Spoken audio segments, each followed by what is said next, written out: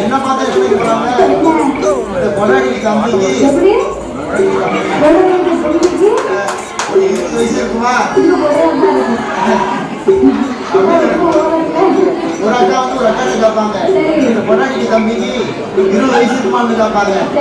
அவங்க சொல்லுவாங்க அந்த தம்பி 18 வயசா இருக்கும்.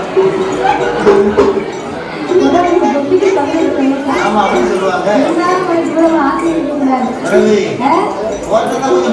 அப்போ உதய பார்த்தா ஒண்ணு நினைப்பாங்க, நம்ம சட்டக்காரரை பார்த்தா ஏதாவது ஒண்ணு நினைப்பாங்க. பார்த்தா என்ன நினைப்பாங்க தெரியுமா? தாய்மார்கள் மனசுல முதல்ல வரக்கூடிய நினைப்பு என்ன வரும்னா, ஒரு பெண்ணோட மனசு இன்னொரு பெண்ணுக்கு தான் தெரியும். அப்ப தாய்மார்கள் பார்க்கும்போது என்ன நினைப்பாங்கன்னா, இந்த சேலை எங்க எடுத்துருக்கோம், அந்த அம்மா அதைத்தான் நினைச்சிருக்கேன் அப்படின்னு முதல்ல நினைப்பாங்க. ரெண்டாவது என்ன நினைப்பாங்க தெரியுமா? இந்த புள்ள போட்டிருக்கிறது கவரிங்கா இருக்குமா இல்ல தங்கமா இருக்குமா அப்படின்னு நினைப்பாங்க. மூணாவது ஒருவேளை செல்லுல பார்க்கும் போது வேற மாதிரி இருக்கு, நேரத்தை பார்க்கும் போது வேற மாதிரி இருக்கு.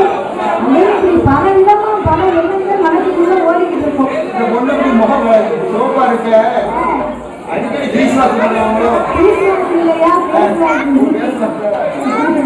அப்போ பாக்குறவங்களுடைய பார்வை நம்ம பக்கம் இருந்தாலும் சிந்தனை கவனம் வந்து வேற எங்கேயும் இருக்கும்.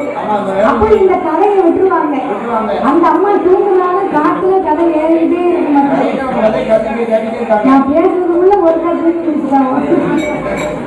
நீங்க ஒரு பக்கம் தூங்குனா நாம ஒரு பக்கம் படிப்போம். அப்போ நாகராஜனும் நாகத்தன்மையும் நாகரோக வட்டனத்திலே வந்து நாகன் அப்படின்னு சொன்னா நம்ம பூரகத்திலே பார்க்கிறவங்க அந்த மாதிரி நாகம் கிடையாது. தலை மட்டும் மனித தலை, சங்கத்திற்கு கீழே உடம்பெல்லாம் நாக வடிவம். இப்படி தெய்வத்தினுடைய அம்சமாகவே வாழ்ந்து வரக்கூடிய இருவர்கள்